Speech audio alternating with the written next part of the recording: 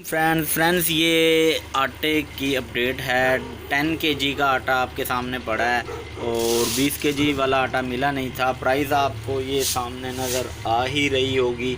490 रुपये का हमें ये मिला है, ठीक है। और आटे के क्या कहने हैं, आटा लेते वक्त जितना ज़लील होना पड़ता है शायद इतना किसी चीज़ में ज़लील नहीं होना पड़ता। एक आटा ही है, यानी कि रोटी ही हम हैं जो खाते हैं, और अगर रोटी ही हमारे मुल्क में हमें ना मिले तो आप सोच सकते हैं कि इस मुल्क का क्या बनेगा और क्या नहीं बनेगा।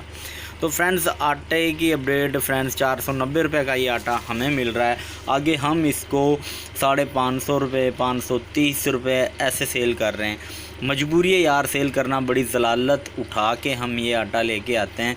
शनाख्ती कार्ड दिखाओ, लाइन में लगो, ये वो। दुकान से तो दुकान वाले देते नहीं हैं, दुकानदारों को सिर्फ देते हैं, क्या देते हैं, 2 तोड़े दे दिए, 1 तोड़ा दे दिया। 20 किलो का है तो 1 ही दे दिया, 10-10 किलो के तो 2 दे दिए, ज़्यादा बहस की तो 3 से 4 तोड़े दे दिए।